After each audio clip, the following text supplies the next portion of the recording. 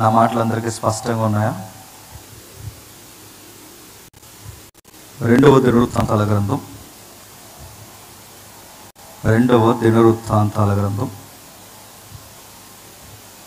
సుమారు ఇది క్రీస్తు పూర్వం జరుగుతున్న ఒక యథార్థమైన సంఘటన. రెండవ దినవృత్తాంతాల గ్రంథం 32వ అధ్యాయం మొదటి వచనం నుంచి ఎవరైనా సహాయం చేయండి. రెండవ దినవృత్తాంతాల గ్రంథం 32వ అధ్యాయం. రాజు ఇట్టి నమ్మకమైన చర్య చూపిన తరువాత అషూరు రాజైన సన్హెరీబు వచ్చి యూదా దేశంలో చొరబడి ప్రాకారపు పురముల ఎదుట దిగి వాటిని లోపరుచుకుని చూచెను. సన్హెరీబు దండెత్తి వచ్చి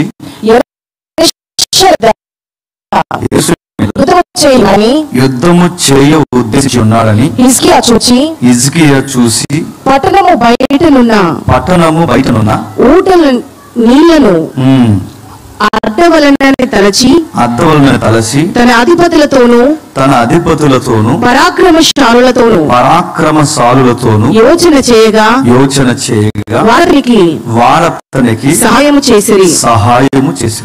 ఆగుతాం.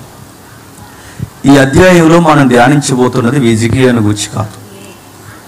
ఈ అధ్యాయంలో మనం ధ్యానించబోతున్నది అషూరు సామ్రాజ్యం ఏదైతే ఉందో దానిని గురించి కూడా కాదు. ఈ అధ్యాయాలు ఒక పరంపర నడుస్తుంది. పరంపర అంటే ఒక లింక్ డాక్యుమెంట్లో ఒక చరిత్ర నడుస్తుంది. ఆ మాటలు అర్థమవుతున్నాయి కదా. ఆ చరిత్రను అర్థం చేసుకున్నప్పుడు ఈ జనరేషన్కి మనం ఏం చేయాలో మనకు అర్థమవుతుంది.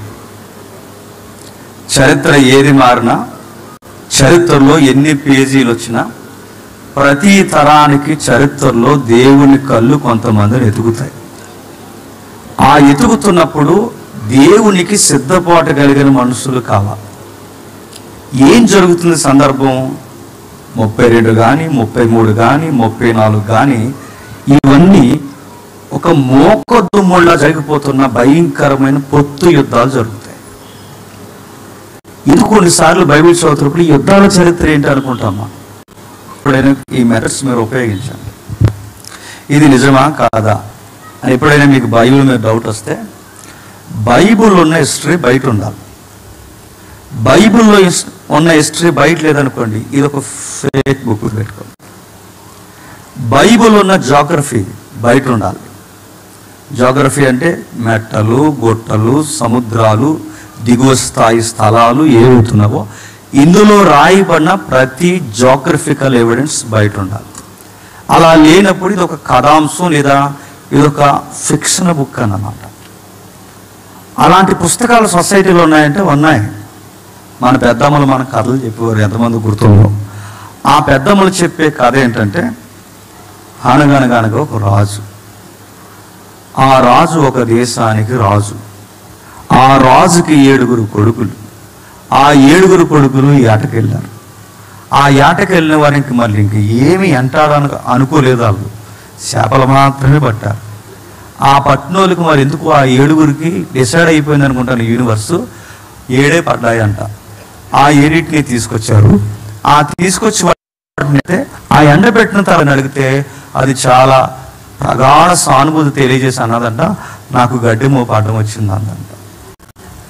ఇది కథ. దీన్ని మెథాలజీ అంటారు. ఊహించి చెప్పారు. కథకి లాజిక్లు ఉండవు, కథకి ఎవిడెన్స్ ఉండవు, కథకి ఆధారాలు ఉండవు, కథకి భౌగోళికమైన సాక్ష్యాలు దొరకవు. ఈసారి పెద్దమ్మ సాక్ష్యం చెప్పినప్పుడు అడగండి, పెద్దమ్మ అనగనగనగా ఒక రాజు అన్నావు కదా, ఏ దేశానికి రాజు అని అడుగు. అది కథ అంట. ఏ దేశానికి రాజు కాదు, అసలు 7 ఎందుకు పుట్టారు, ఆడపిల్లలు పుట్టలేదా రాజుకి అని అడుగు. అది కథ.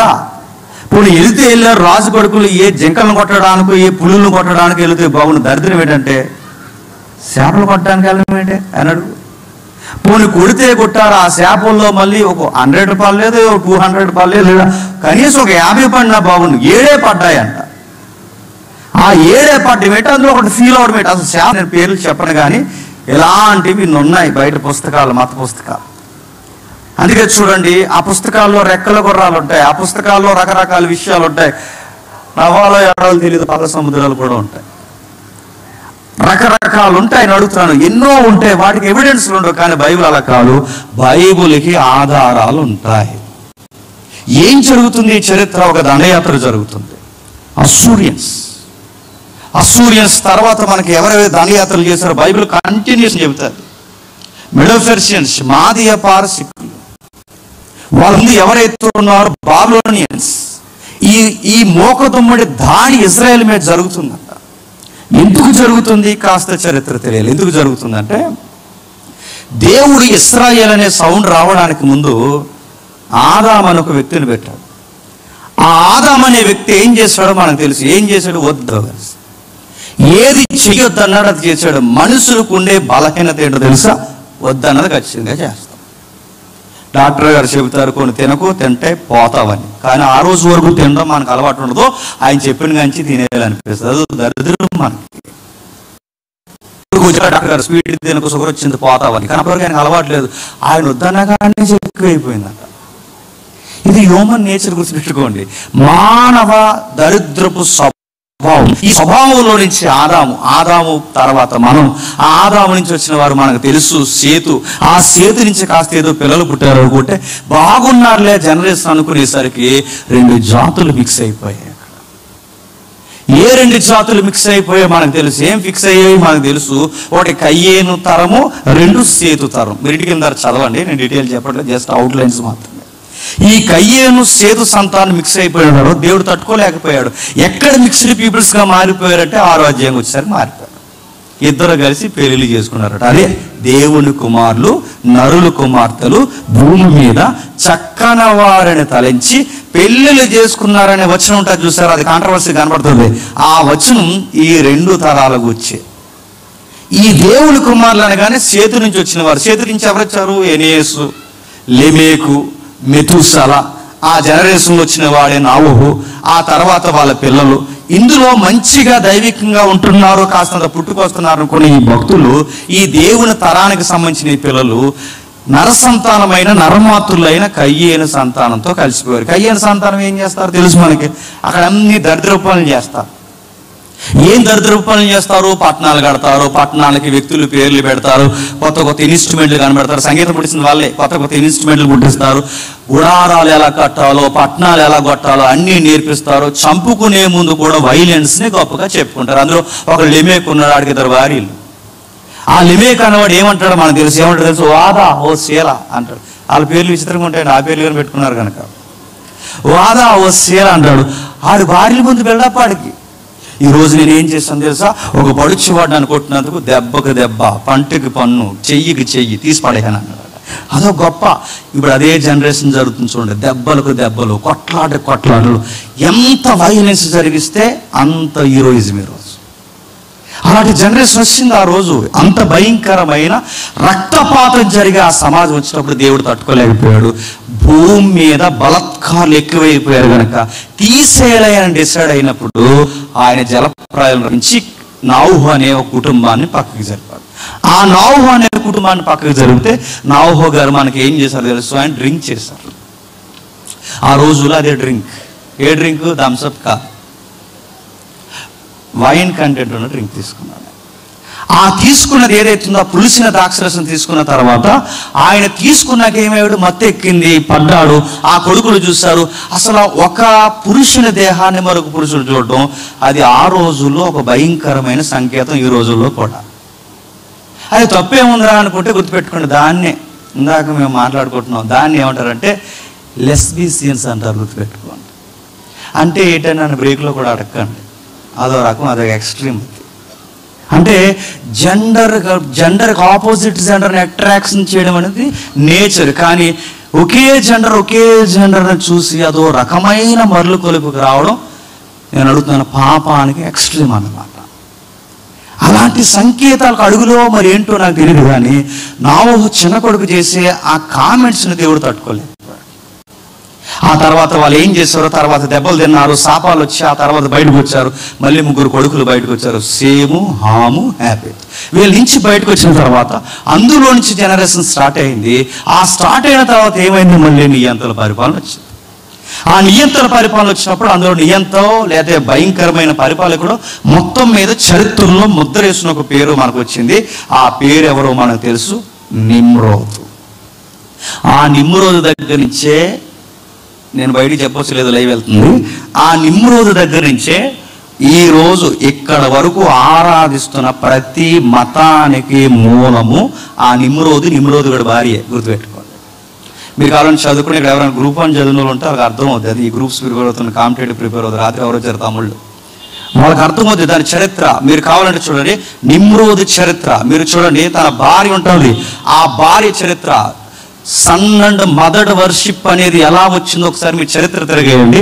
వాళ్ళ దగ్గర నుంచే పుట్టుకొచ్చాయి. అందులో నుంచి ఒక కల్ట్గా మారిపోయింది ఈ తల్లి కొడుకుల ఆరాధన. అందులో నుంచి తెలియకుండా మనకు వచ్చిన ఆరాధనే మేరీని, చెప్పండి, ప్రభు అయిన యేసుక్రీస్తు వారిని. ఆ వర్షిప్ కాదు, ఒక సింబల్ని ఆరాధిస్తారు చూసారా, ఇలా బెడ్ని ఎత్తుకున్నట్టు ఉంటుంది. అది దేనికి అనుకుంటున్నారు? అది నిమ్రోదు చరిత్రకు ముడిపడింది. ఆ తర్వాత నిమ్రోదు చరిత్ర ముగుస్తున్నప్పుడు మనకు తెలుసు దేవుడు వాళ్ళని చితగొట్టాడు. వాళ్ళు ఏం చేశాడంటే వాళ్ళకు పెద్ద టవర్ కడుతున్నారట. ఆ టవర్ దేనికంటే, ఆ టవర్ దేనికి, వాళ్ళు ఉండడానికి కాదు, వాళ్ళ ఆ ప్రాజెక్ట్ని 4 విషయాలుగా విడదీశారట. ఆ టవర్లో చాలా మంది ఏమనుకుంటారంటే ఈ పెద్ద గోపురాన్ని కట్టింది వాళ్ళు ఉండడానికి, అపార్ట్మెంట్ లాగా కానీ కట్టుకుంటున్నారు ఏమనుకుంటారు. కానీ తెలంగా చదవడానికి కొంతమంది బైబిల్ని, అది అలా వాళ్ళు ఉండడానికి కాదు. అక్కడ మీరు ఇంటికి వెళ్తారు, చదవండి ఆ 11వ అధ్యాయం. సేనారు మైదాను దాన్నే, ఆ సేనారు మైదానాన్ని మెస్సొపొతేమియా నాగరికత అంటారు. ఆ మెస్సొపొతేమియా నాగరికతనే ఆ మూలాలకు వెళితే ఒక సదునైన నేల ఉందట. ఆ నేల పెద్ద టవర్ కడుతున్నారు, గోపురాన్ని.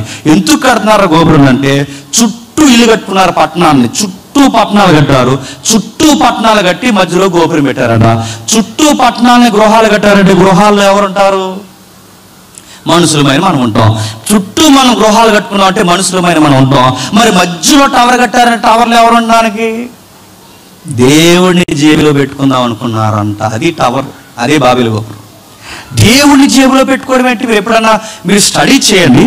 మీరు ఎత్తైన గుడులు కానీ, మన క్రిస్టియానిటీలో కూడా వచ్చింది ఈ మూమెంట్, కొండల మీద కానీ మెట్టల మీద కానీ ఇలా సూదుగా కడతారు గుళ్ళు. చూడండి ఎందుకు గుడులను, టెంపుల్స్ సూదుగా కడతారు. ఈసారి మీరు స్టడీ చేయండి. దాని మూలాలు ఏంటి చెప్పండి. దాని కన్స్ట్రక్షన్ మూలం జిగ్రాట్స్ అంటారు వాటిని. ఆ జిగ్రాట్స్ మొట్టమొదటి కన్స్ట్రక్షన్లోకి వచ్చినాయి. వాటిని ఎలా సూదుగా కడతారంటే దాన్ని స్టేర్ బై స్టేర్ కడతారు. చూడండి అంతస్తుల మాదిరి కడతారు.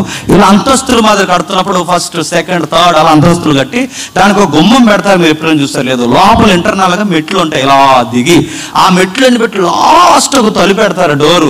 ఆ డోర్ ఎందుకు పెట్టారంటే నువ్వు నేను వెళ్ళి అక్కడి నుంచి డోర్ తీసుకెళ్ళి దిగుతామని కాదు. అది ఎందుకు ఆ డోర్ పెట్టారంటే అక్కడికి ఒకరు వస్తారని. ఎవరు? దేవుడు ఎక్కడో ఉండిపోయాడు. ఏదో ఫిలాసఫీ అండి, ఆ నిమ్రోదుడి ఫిలాసఫీ. దేవుడు ఎక్కడో ఉండిపోయాడు ఆ పైన. ఆ దేవుడు ఆ నిత్యత్వంలోంచి మానవుల్ని దర్శించడానికి భూమి మీదకి రావాలి. ఆయన వచ్చేటప్పుడు మళ్ళీ సిగ్నల్స్ అందవేమని ఆయనకు ఒక టవర్ వేశారనమాట. అదే బాబెలు గోపురం. ఆ టవర్ వేసి ఆ టవర్ చెవున ఒక తలుపు పెట్టి ఆ తలుపులోకి దేవుడు అలా డోర్ తీసుకుని అలా వచ్చి ఇలా దిగి ఇలా కింద వస్తే ఈ కింద ఐటమ్స్ అన్ని రెడీ చేసి ఉండేస్తారనమాట.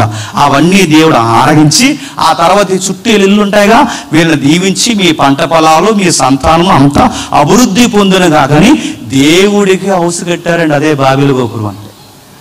చాలా మంది ఏమనుకుంటారంటే లేదు లేదు మనుషులు ఉండడానికి కట్టారు. ఆ దేవుడు దాన్ని ఎందుకు పాడగొట్టేశాడంటే, ఎందుకు పాడగొట్టేశారు?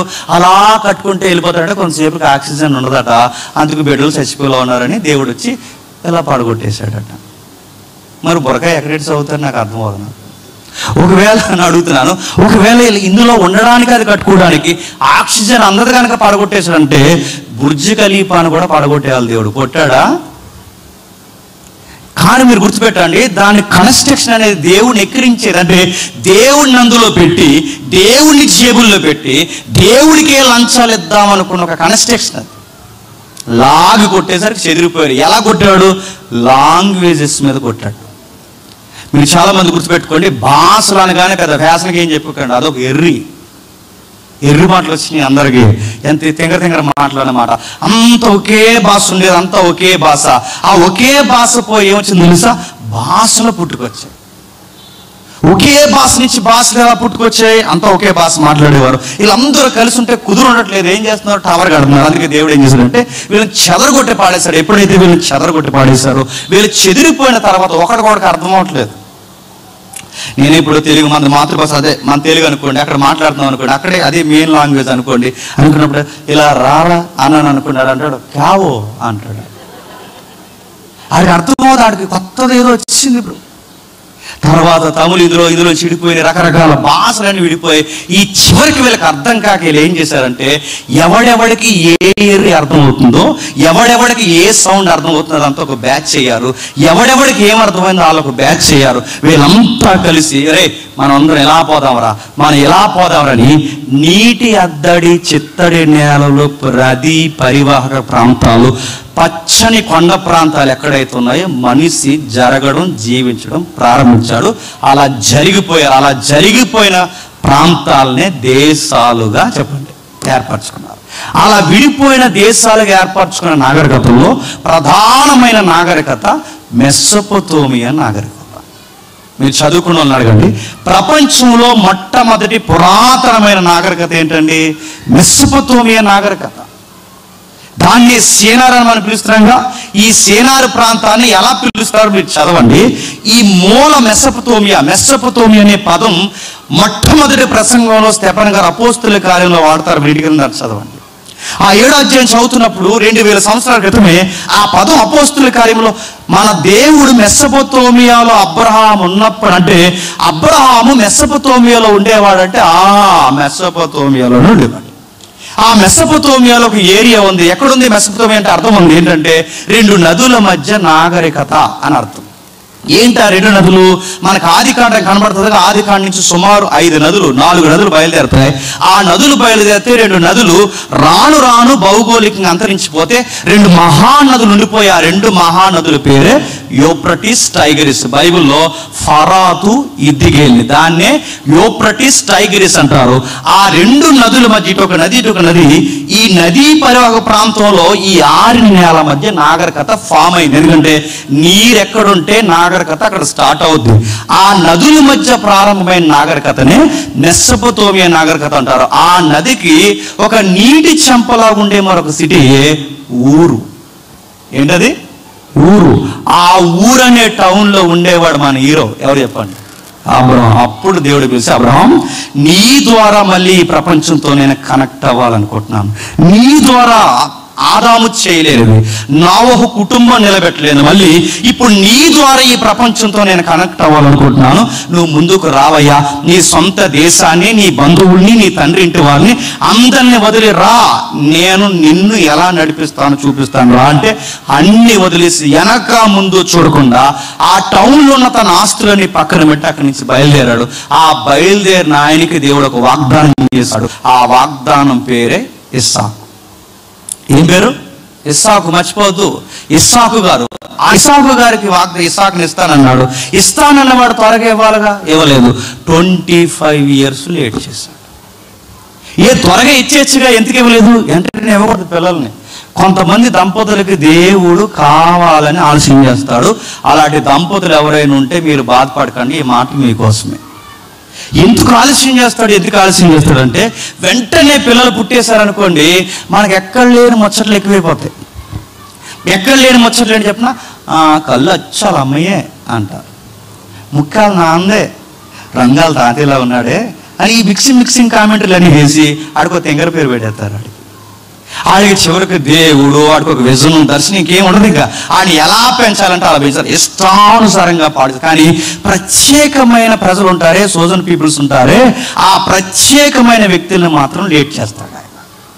ఎందుకు లేట్ చేస్తాడు? ఆ లేట్ చేయడానికి కారణం వెంటనే బిడ్డలు పుట్టేశారనుకోండి, పుట్టేస్తే అబ్రహాముకి శారమ్మకి ముచ్చట ఉంటారు లేదు నాకు తెలియదు, వచ్చే అవకాశం ఉంది.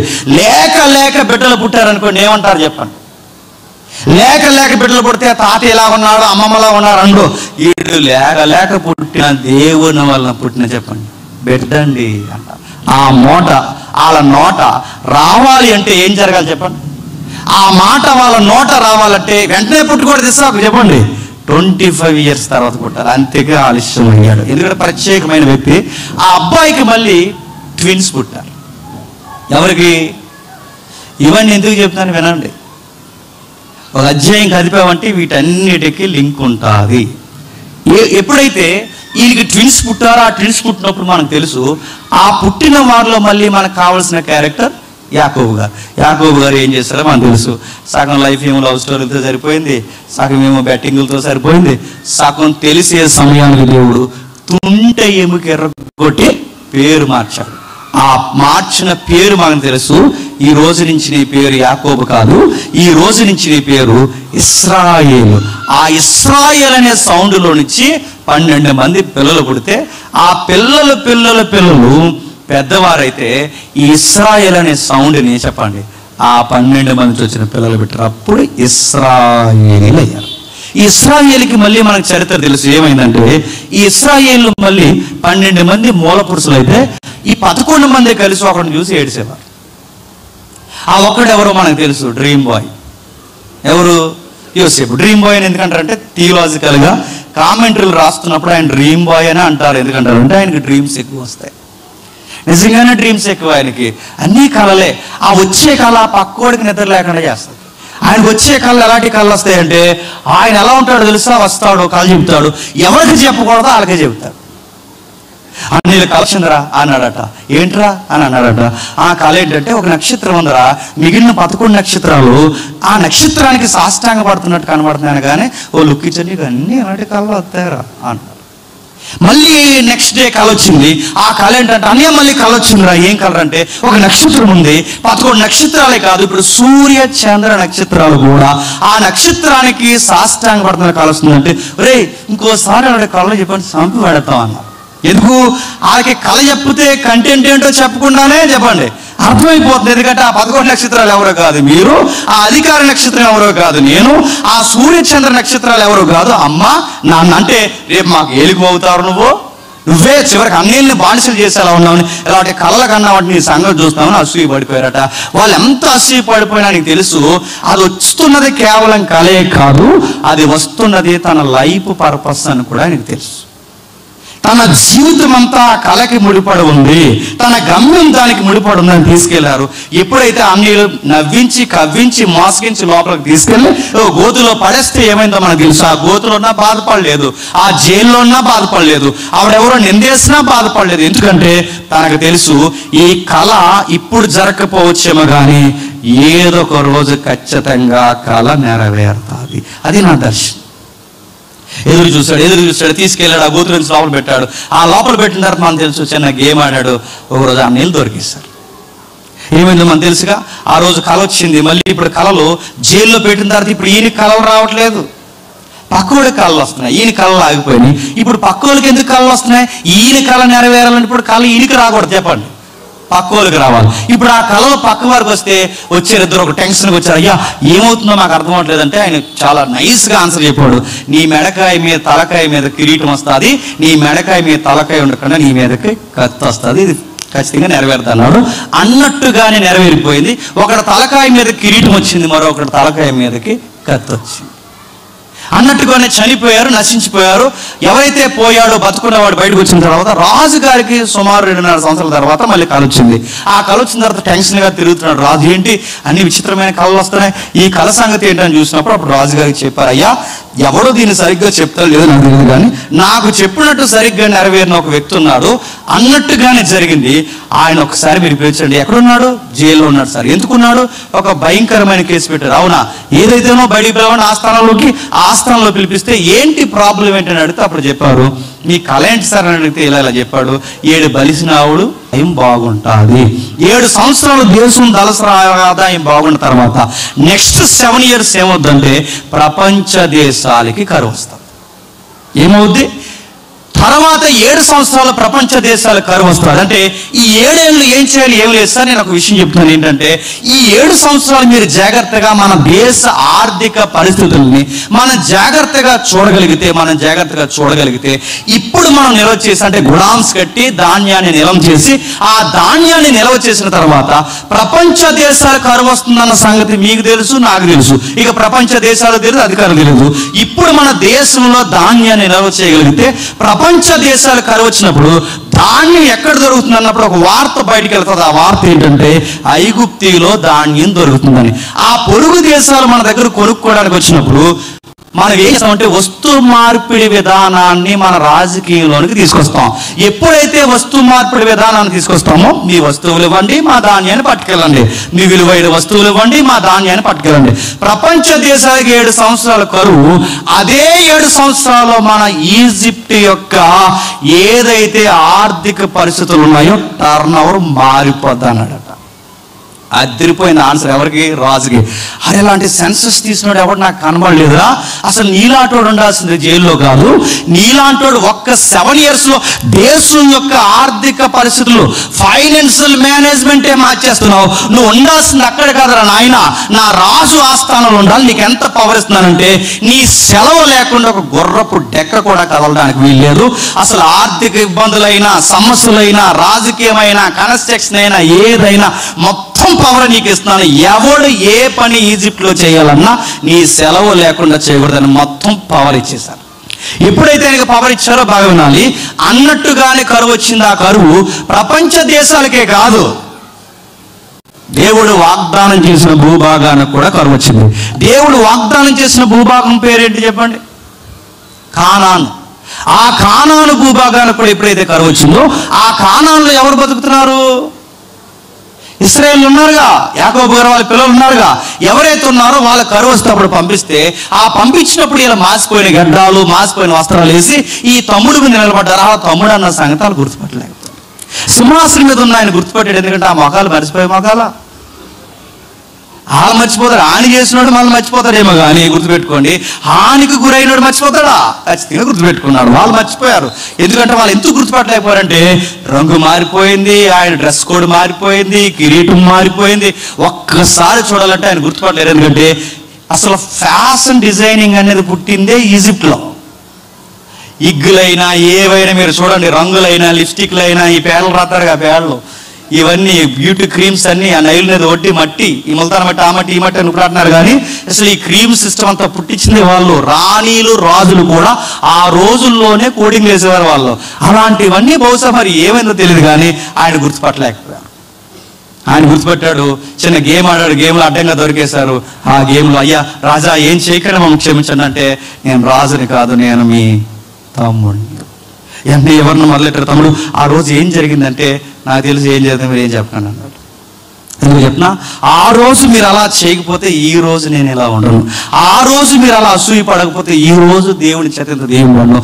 మీరు చేసిన కీడు దేవుడు మేలుగానే మార్చాడు. ఎలా మేలుగా మార్చాడంటే, ఈ 7 years ప్రపంచానికి కరువు వస్తుందన్న సంగతి నీకు తెలియదు, నాకు తెలియదు, కానీ ఈ దేశాన్ని నడిపిస్తున్న దేవుడికి తెలుసు. కనుక ఈ కరువు కాటకంలో ఇశ్రాయేలు సమాజం చచ్చిపోకూడదని, ఈ కరువు కాటకంలో మీకు అన్నం పెట్టడానికి ముందుగా దేవుడు నన్ను ఐగుప్తికి పంపించాడు. ఇది దేవుని యొక్క చిత్తము. దీనికి మీరు ఏం టెన్షన్ అవ్వకండి. అయినా తమ్ముడిగా నేను ఈ రేంజ్లో ఉన్నప్పుడు మీరు కింద అడుక్కు తినే స్థాయిలో ఉండడం ఏంటి, రండి మొత్తం తట్టపుట్ట చదువుకుని వచ్చాడు అన్నాడు. మొత్తం తట్టపుట్ట చదువుకుని ఐగుప్తికి వస్తే, ఐగుప్తిలో వాళ్ళు ఉన్నప్పుడు బాగా వినాలి, మర్చిపోతూ దినవృత్తాంతాల దగ్గరకు వస్తున్నాం. హరికథలో ఉందని బాగా వెనకండి కూర్చొని అడుగుతారు. ఇది బైబిల్ నడిచిన విధానం. ఎప్పుడైతే వాళ్ళు అక్కడికి వచ్చారో, అక్కడికి వచ్చిన తర్వాత ఆ ఐగుప్తికి వచ్చిన తర్వాత యోసేపు ఉన్నంత కాలం బాగుంది, యాకోబు ఉన్నంత కాలం బాగుంది. యోసేపు యాకోబులు చనిపోయిన తర్వాత ఇశ్రాయేలీయుల యొక్క మూలాలని, యోసేపుని యాకోబుని ఎరగని కొత్త రాజుల పరిపాలన ఐగుప్తిలోకి వచ్చింది. ఎప్పుడైతే ఆ కొత్త రాజుల పరిపాలన ఐగుప్తిలోకి వచ్చిందో, ఐగుప్తిలోకి వచ్చిన తర్వాత ఏం చేస్తారో మనకు తెలుసు, అసూయ పడిపోయారు. ఎందుకంటే ఐగుప్తి ప్రజల కన్నా ఎవరి జనసంఖ్య పెరిగిపోతుంది? ఇశ్రాయేలీయులు. ఇలాగే వదిలేస్తే రేపు పొద్దున ఏమవుద్ది అంటే, ఇలాగ వదిలేస్తే రేపు పొద్దున ఏమవుద్ది, ఐగుప్తి ఏలదవుద్ది. చివరికి వీళ్ళు అధిపతులు అవుతారు. ఐగుప్తి దేశంలో మనం బతుకుండగానే వీళ్ళకి ఏమవుతాం, మనం ఊడిగం చేయడానికి బానిసలు అవుతాం. అయినా మన పరిపాలించే మన దేశంలో వాళ్ళ పెత్తనాలు ఏంటి? పౌర హక్కులు తీసి పడేయండి, వాళ్ళకి కావాల్సిన రేషన్ ఏదైతే ఉందో బంద్ చేసి పడేయండి. ఆయన వీళ్ళ చదువులేంటి, వీళ్ళ నుంచి జాగ్రత్తగా మీరు చూడగలిగితే ఆ ప్రాంతం నుంచి తీయగా చూడగా చివరికి వాళ్ళని బానిసలు చేశారు 430 సంవత్సరాలు. ఎన్ని సంవత్సరాలు? 430 సంవత్సరాలు 430 సంవత్సరాలు ఎప్పుడైతే బానిసలుగా ఏడ్చారో ఏడ్చి ఏడ్చి ఎంత ఏడ్చారంటే, దేవా ఏంటి అబ్రహాముకి మాట ఇచ్చిన దేవా, ఇస్సాకుకు మాట ఇచ్చిన దేవా, యాకోబుకు మాట ఇచ్చిన దేవా మమ్మల్ని జ్ఞాపకం చేసుకోమంటే జ్ఞాపకం చేసుకున్నాడు. అలా జ్ఞాపకం చేసుకుంటే ఆ జ్ఞాపకానికి వచ్చిన వ్యక్తే మోసే గారు. ఎవరు? మోసే గారు. ఆ మోసే గారు వచ్చిన తర్వాత మనకి ఏం జరిగిందో తెలుసు. మోసే గారు వచ్చి ఏం చేస్తారో మనకు తెలుసు. ఏం చేశారు? మోసే గారు వచ్చి ఏం చేశారు? ఫైట్ చేశాడు. ఒక ఫైట్ చేస్తే ఆ ఫైట్లో ఎవరు చనిపోయారంటే ఐగుప్తీయుడు చనిపోయాడు. ఐగుప్తీయుడు ఎప్పుడైతే చనిపోయాడో ఐగుప్తి గవర్నమెంట్కి ఆయన భయపడలేదు, కానీ బైబిల్ ఎలా ఉంది ఎబ్రీ పత్రికలో ఐగుప్తి అంటే చక్రవర్తికి భయపడలేదు, కానీ తను చేసిన మర్డర్కి ఎఫెక్ట్ ఎవరికి తగులుతుంది అనుకున్నాడు? ఇశ్రాయేల్కి ఇంకా ప్రాబ్లమ్స్ ఎక్కువైపోతే నా వలన నా ప్రజలు బాధను అనుభవించడం నాకు ఇష్టం లేదని అక్కడి నుంచి పరారైపోయి బయటకు వస్తే సరిగ్గా మిద్యాను అరణ్యానికి వచ్చే సమయానికి 4 ఆడపిల్లలు అక్కడ నీళ్లు తోడుతూ గొర్రెలకు నీళ్లు పెడుతున్నారు. ఆ 4 ఆడపిల్లలు నీళ్లు తోడుతూ గొర్రెలకు నీళ్లు పెడుతున్న సమయంలో అక్కడ ఆ రోజుల్లోనే యూటీజింగ్ జరుగుతుందంట. ఈ దరిద్రం జనరేషన్ మారినా పోదన్నమాట. ఆ రోజుల్లోనే ఆ ఆడపిల్లలు నేర్పిస్తున్నారట. అందులో మనకు కావాల్సిన ఒక పిల్ల ఉంది. ఆ పిల్ల పేరు సిప్పోరా. ఎవరు? మోసే గారి కాబోయే భార్య. ఆవిడ అందులో ఉంది. అప్పటికి వీళ్ళకి తెలియదు ఇద్దరికి సంబంధాలు ఓకే అవుతాయని. మనోడు వెళ్ళాడు సహజంగా మానవతా భావంతో ఫటాఫట్ ఒక ఫైట్ చేశాడు. ఆ ఫైట్ సీన్లో లుక్ వేసింది ఆవిడ. ఎవరు? సిప్పోరా. హెల్ప్ చేశారుగా. ఆ హెల్ప్ చేసినప్పుడు ఒక మాట ఉంది, సార్ మీరు మాకు చాలా హెల్ప్ చేశారు, నిజంగా ఏమైపోయినాయి ఏంటో, మీరు ఏమనుకోనంటే మా ఇంటికి లంచ్కి వస్తారా అని అడిగింది. అసలే తిని చాలా రోజులు అయింది ప్రయాణంలో, రాకుండా ఉండలేని అన్నాడు. పిలిచింది, వెళ్ళాడు. ఆ 4 ఇంటికి తీసుకెళ్ళి వాళ్ళ నాన్నగారిని పరిచయం చేశారు. ఆ నాన్నగారి పేరు తెలుసు మనకి, ఇత్రో.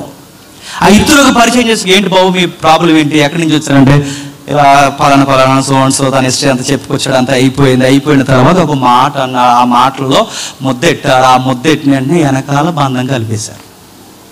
ఏమని ఉంటారు మీరు ఎక్స్పెక్ట్ చేయండి? ఏమీ లేదు. అప్పటికే ఆవిడ లుక్లు వేస్తుంది. బహుశా ఈయన కూడా చూసుంటాడు నేను అనుకుంటున్నాను, మీకు అర్థం అవడానికి.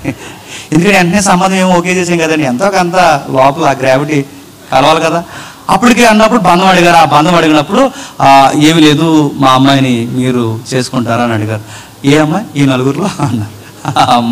ఆ అమ్మాయిని ఓకే, చూపులు కలిసిన శుభం ఓకే అయిపోయింది.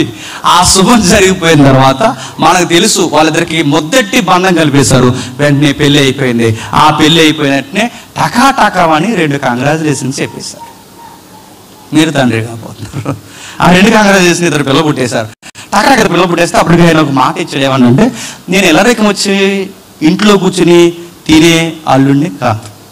నేను ఎలా ఉంటుందంటే నాకు మ్యాన్హుడ్ అంటే తెలుసు, పురుష లక్షణాలు నాకు ఉన్నాయి. పురుష లక్షణం ఏంటో చెప్పిన మొట్టమొదటిది మగపిల్లవాడు కష్టపడి పని చేయాలి. మనకి ఆదామును పుట్టించినప్పుడు అక్కడిక్కడ యాపిల్ కోసుకుని తిను, ఇంకే పని లేదని లేదు దేవుడు. ఏమన్నా చెప్పండి, సేద్యపరుసు వర్క్, నువ్వు వర్క్ చేయాలి, ఫ్యామిలీని రన్ చేయాలి. ఇది పురుషులు చేయాల్సిన పని. అప్పుడు దేవుడు చెప్పిన మాట ఈయన జ్ఞాపకం ఉంది, లేదా ఎథిక్స్ ఈయనకు ఉన్నాయి. అందుకే కూర్చుని తినే రకం కాదు కనుక మామ నీకు విషయం చెప్పాలి, నేనుండగా ఆడపిల్లలు బయటకు వెళ్ళవేంటి, ఆడపిల్లలు ఇంట్లో ఉండమనండి. ఈ రోజు నుంచి మీ కంపెనీని నేను రన్ చేస్తా. ఆ కంపెనీ పేరు గొర్రెల కంపెనీ. ఏ కంపెనీ అడిగారు? ఆ కంపెనీ ఆ రోజుల్లో ఆ కంపెనీని నేను రన్ చేస్తానని ఆ గొర్రెలు మేపినట్టు సుమారు 40 సంవత్సరాలు మేపాడు. ఆ 40 సంవత్సరాలు ఇప్పుడు మాట వచ్చింది. దేవుడు మాట వేస్తాడు, మోజెస్ నీ వర్క్ ఇది కాదు, రా నేను ఐగుప్తిలో నిలబెట్టి ఐగుప్తిలోంచి ఇశ్రాయేలుని విడిపించడానికి నేను రమ్మంటున్నాను రా అంటే రానన్నాడు. ఎందుకు రానంటున్నాడు? కొన్ని కామెంటరీస్లో ఉన్నాయి, మీకు చెప్తున్నాను. ఎందుకు రానంటున్నాడంటే ఇప్పుడు ఆయన వెళితే ఇశ్రాయేలుకి ప్రాబ్లం అవుతుంది. 2 ఆయనకి రావాలన్న మనసు కూడా లేదు. ఎందుకు రావాలన్న మనసు లేదంటే బహుశా కామెంటరీని బట్టే చెప్తున్నాను ఎందుకు రావాలని లేదంటే ఇప్పుడు ఆయన లైఫ్ బాగుంది, అందమైన భార్య ఉంది, అందమైన పిల్లలు ఉన్నారు, అందమైన సొంత కంపెనీ ఉంది. మామయ్య గారితే నచ్చితే వెళ్తాడు, నచ్చకపోతే మానేస్తాడు, సాయంత్రం ఇంటికి వస్తాడు. పెద్ద రిస్క్ తీసుకునేంత ప్రాబ్లమ్స్ ఏమైనా ఉన్నాయి లైఫ్లో? ఏమీ లేవు. మగపిల్లలోడు సెట్ అయిపోయాడు అనడానికి కారణం ఏంటి చెప్పండి? మంచి ఉద్యోగం చెప్పండి, అందమైన భార్య చెప్పండి, ఒక మంచి ఇల్లు చెప్పండి, చక్కటి బంతుల్లాంటి 2 పిల్లలు చెప్పండి, టయానికి ఇంటికి వచ్చేసి ఉద్యోగం, అంతే. ఇంతకన్నా లైఫ్ అది దానికోసం కదండి. గ్రూప్ 1 అయినా గ్రూప్ 2 అయినా గ్రూప్ 3 అయినా ఏ గ్రూప్ అయినా చదివి దానికోసం కదండి. లైఫ్ అలా పీస్ఫుల్గా ఉండాలనేగా. ఇంటికి రావడానికి సొంత ఇల్లు ఉండాలి, ఆ ఇంట్లో చక్కటి భార్య ఉండాలి, చక్కటి పెద్దలు ఉండాలి, నచ్చిన కర్రీ వండుకుని తినే టయానికి నిద్రపోయి ఒక లైఫ్ ఉండాలి. ఇలాంటి చక్కటి ఫ్యామిలీ లైఫ్ ఎవరికి వచ్చింది చెప్పండి? మోజెస్కి వచ్చింది. ఇప్పుడు రమ్మంటే ఎలా వస్తాడు? ఆయన ఇంటికి వచ్చేసరికి వెల్కమ్స్ ఎలా ఉంటాయి తెలుసా? అక్కడి నుంచి అలా గొర్రెలు తోలుకొస్తాడు అనుకోండి, ఇక్కడి నుంచి ఇప్పుడు లుక్ ఇస్తుంది, హాయ్ వెయిట్, అలా వస్తాను వెయిట్. తర్వాత అక్కడి నుంచి పిల్లలు ఉన్నారుగా డాడీ అని, ఆగండి అక్కడే వస్తున్నాను. అక్కడి నుంచి పిల్లలు లుక్ ఇస్తారు, భార్య లుక్ ఇస్తుంది, ఆ చక్కగా గొర్రెలు కట్టేసి వచ్చి వాళ్ళకు హగ్గిస్తాడు, ఆవిడకు ఒక హగ్గిస్తాడు, వీళ్ళకు ముద్దిస్తాడు, ఆవిడ ముద్ద వండుతుంది, అది తింటాడు. ఎంతకన్నా బ్యూటిఫుల్ లైఫ్ ఏంటండి? మగాళ్ళు ఏం మాట్లాడుకుంటారు చెప్పనా? మొగోలు సైకోలు చెప్తాను వినండి. ముఖ్యంగా మీకు ఎలా ఉంటుందో తెలియదు కానీ మా విలేజ్ కల్చర్లో మా సైడ్ ఎలా ఉంటుంది చెప్పనా? మా సైడ్ గవర్నమెంట్ ఉద్యోగం కొట్టి ఆ ఉద్యోగం కొట్టినోడు సాయంత్రం 5 గంటలకల్లా ఇంటికి వచ్చి, ఆ వచ్చేటప్పుడు ఇంటికి తినడానికి ఏదో ఒక పొట్లాలు వేస్తారుగా, ఆ ఈదుడు పట్టుకుని వచ్చి, ఈ ఈదులో ఇంకా ఉద్యోగాలు పట్టుకుంటే ఖాళీగా రచ్చబండ్లో కూర్చున్న ఉంటారు, వాళ్ళ ముందే వెళ్తాడు వీడు బండి వేసుకుని. అలా బండి వేసుకుని అలా వెళుతుండగా అలా వెళ్ళి చక్కగా 5 గంటలకు అక్కడ స్టాండ్ వేసి వాళ్ళ వైఫ్ అక్కడ గేట్ తీసి ఈ పిల్లలకు ముద్దిచ్చి లోపలికి వెళ్ళి చక్కగా ఇప్పుడు వస్తాను లింగి కట్టుకుని అలా చక్కగా స్నానం చేసి ఇలా బయటకు వచ్చి, ఏంట్రా సంగతులు ఈ రోజు ఊళ్ళో అని అడుగుతాడు. అడిగితే ఏముందిరా అలాగే అని చెప్తారు. వీడు మళ్ళీ ఎక్కిరించడానికి ఏమంటాడంటే, టైం అవుతుందిరా మళ్ళీ రేపు డ్యూటీకి వెళ్ళాలి, మళ్ళీ ఇంక భోజనం చేయాలని. కానీ వీళ్ళకి ఎలా ఉంటుందండి? ఆ లింగి పై కట్టుకుని నడుచుకుంటే వెళ్ళిపోతాడు. అలాగా వీళ్ళు ఇక్కడ కూర్చుని ఉంటారు. లైఫ్ అంటే ఆడుదురా, ఆడుకు ఉద్యోగం, ఆడికి అందమైన భార్య, ఆడికి పిల్లలు, ఇల్లు, టయానికి కొత్త లింగి కట్టుకుని వచ్చి మనల్ని ఎక్కిరించిపోతాడు. బతికితే అలా బతకాలి అనిపిస్తుంది చెప్పండి. ఇది మగాళ్ళ జీవితం. కానీ ఇలాంటి జీవితాన్ని సెట్ అయిపోయాడు ఎవరు? అప్పుడు దేవుడు అన్నాడు, మోజెస్ నువ్వు ఫ్యామిలీ మానవ కాదు, వారియర్వు నువ్వు రా అన్నాడు.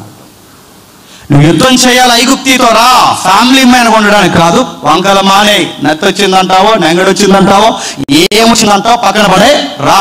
నత్తివాడినైనా గట్టివాడినైనా ఎవరినైనా పుట్టించేది నేను, రావయ్యా బయటికి అన్నప్పుడు తప్పక ఒప్పక అడ్డంగా ఇరుక్కొని బయటకు వస్తే అప్పుడు దేవుడు 430 సంవత్సరాల కల్చర్లో ఉన్న వాళ్ళని బయటికి లాక్కొచ్చాడు.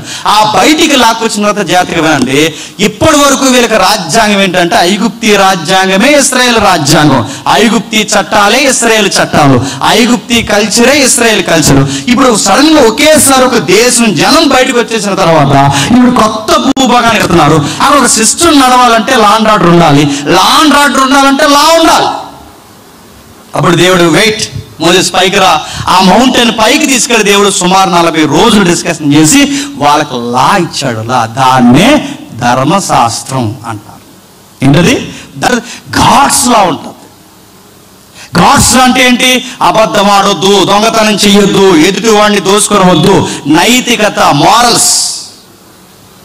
కల్చర్ అంటే ట్రెడిషనల్ అంటే మీరు ఎలాంటి బట్టలు వేసుకోవాలి. ఇప్పటివరకు ఈజిప్ట్లో మీరు ఎలాంటి బట్టలు వేసుకున్నా మిమ్మల్ని ఎవరు అడగలేదు. ఇప్పుడు నేను అడుగుతాను, ఎందుకంటే మీరు నాకు రిప్రజెంట్గా ఉండాలి, మీరు నాకు సొసైటీకి ప్రతినిధి. మీరు ఎలా ఆరాధించాలో లా చెప్తున్నాను. 2, మీరు ఎలాంటి బట్టలు వేసుకోవాలో కూడా చెప్తాను. 3, ఆ కల్చర్లో మీరు ఏం తినాలో ఏం తినకూడదో, దేని వలన డిసీజులు వస్తాయి కూడా ప్రతి పక్షి పేరు జంతువు పేరు రాస్తున్నాను, జాగ్రత్త. తర్వాత ఏం రాశాడు? సివిల్లా అంటే నీ ఇల్లు సరిహద్దు ఇక్కడ వరకు ఉండాలి, నీ సరిహద్దు ఇక్కడ వరకు ఉండాలి, వీడి వర్షపు నీరు నీ మీదకి రాకూడదు, వీడి వర్షపు నీరు నీ మీదకి వెళ్ళకూడదు. ప్రతి ఒక్కరికి డ్రైనేజీ వ్యవస్థ అనేది ఒకటి ఉండాలి. అంటే ఒక కంట్రీని దేవుడు ఫామ్ చేస్తున్నాడు మోజెస్ ద్వారా. ఎప్పుడైతే ఆ లా ఇచ్చాడు, ధర్మశాస్త్రం ఇచ్చి నడిపించాడు, వెళ్ళే ముందు దేవుడు ఎక్స్పెక్ట్ చేశాడు ముందే ఒక రోజు వస్తుందా, ఆ రోజు మీరు మరులు కొలపబడి ఏమవుతారంటే పొరుగు దేశాన్ని చూసి మీరు ఏం చేస్తారంటే రాజరికపు వ్యవస్థను నేర్చుకుంటారు. రాజరికపు వ్యవస్థ అంటే పాలిటిక్స్. ఆ రాజరికపు వ్యవస్థ, ఇప్పటి వరకు మీకు రాజుని ఎవరు? నేను. మీ పరిపాలకుడు ఎవరు? నేను. మీకు ఏం కావాలని పెట్టింది ఎవరు? నేను. కానీ మీరేం చేస్తారంటే పొరుగు దేశాలను చూసి రాజరికాన్ని నేర్చుకుంటారు. అని ద్వితీయోపదేశకాండం 17వ అధ్యాయంలో రాసి పెడతారు. అలాగే పెట్టండి. ఆ 17వ అధ్యాయంలో రాసి ఏం జరగబోతుందో భవిష్యత్తు చెప్తాడు. ఎప్పుడు మీరు ఏ పని చేయాలన్నా ఈ 5 పుస్తకాలను బేస్ చేసుకుని, దాన్ని రాజ్యాంగం అంటారు వాళ్ళకి, ఈ 5 పుస్తకాలను బేస్ చేసుకుని ప్రవక్త అయినా నీతిమంతుడైనా ఎవరైనా ఈ 5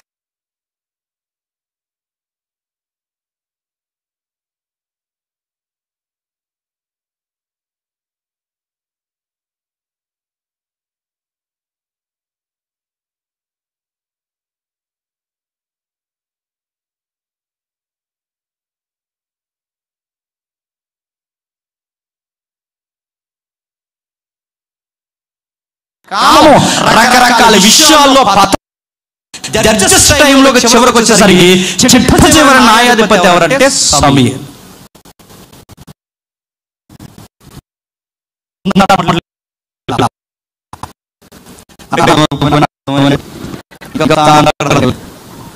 రాత్రి ఆగినగా మొత్తం కవర్ చేస్తాను చేస్తున్నాను.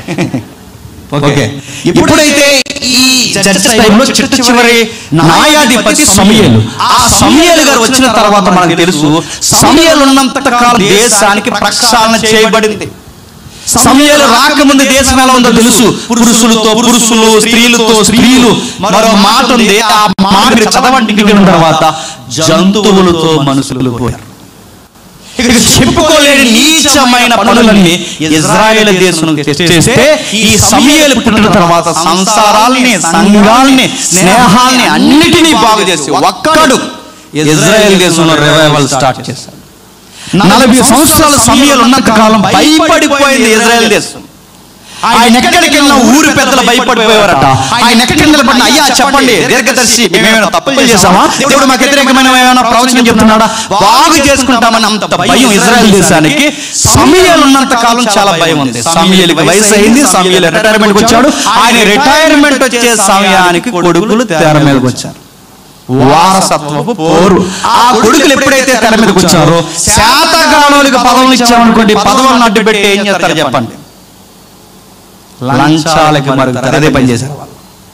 ఇప్పుడు మీరు చూడండి, ఒక రాజకీయ పార్టీ నిలబడాలన్నా, ఒక గృహం నిలబడాలన్నా, ఒక ఉద్యోగులకు వ్యవస్థ నిలబడాలన్నా ఆ చేస్తున్న వాళ్ళు కరెక్ట్గా ఉండాలి. లేకపోతే ఎగిరిపోద్ది ఆ తలకాయలు తిరగా. లేకపోతే ఆ రోజు అదే జరిగింది. ఏం జరిగిందో మనకు తెలుసు. సమూయేలు వెళ్ళిపోయిన తర్వాత సమూయేలు అంటే ప్రవక్త కొడుకులు లేదు. ఆ కొడుకులు ఏం చేస్తారు, లంచాలకు మరిగారు, దొంగ తీర్పులు ఇస్తున్నారు.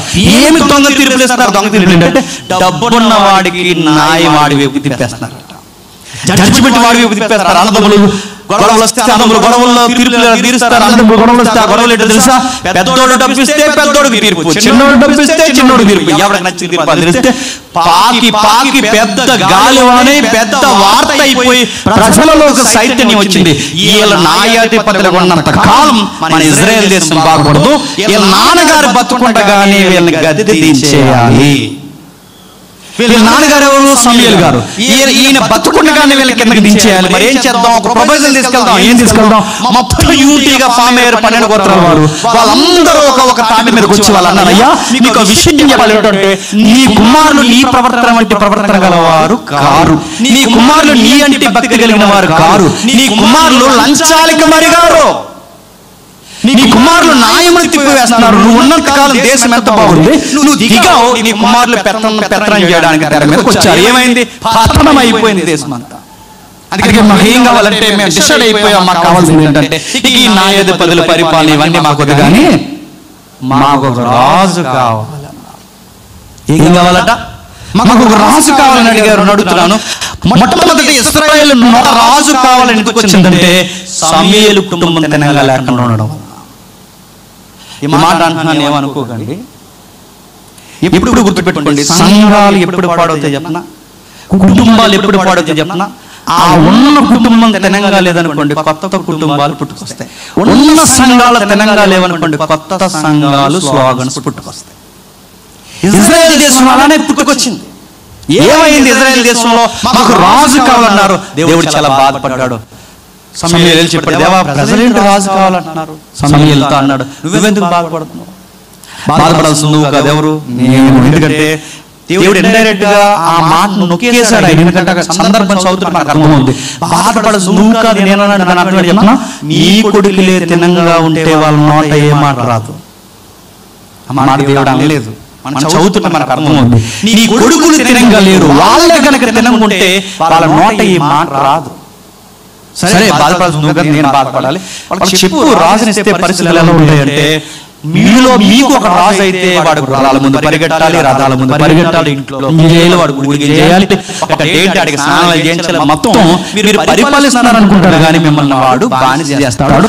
రాజుల పరిపాలనలో ప్రజలు బానిస అయిపోతారు. ఇది మంచి పరిపాలన కాదని వాళ్ళకి చెప్పంటే, మొత్తం సమూయేలు చెప్పిన తర్వాత సబ్జెక్ట్ అంతా వినన్నారట, మాకు రాజు కావాలి అన్నారు. బాధపడ్డాడు దేవుడు ఇచ్చే ఇంకా వెనక ముందు ఆలోచించకండి అంటే అలా ఇశ్రాయేలుకి మొట్టమొదటి రాజు ఎవరండి చెప్పాలి సౌలు. ఆ సౌలు ఏం చేశాడు మనకు తెలుసు. ఏం చేశాడు? 2 సంవత్సరాలు బాగానే ఉన్నాడు.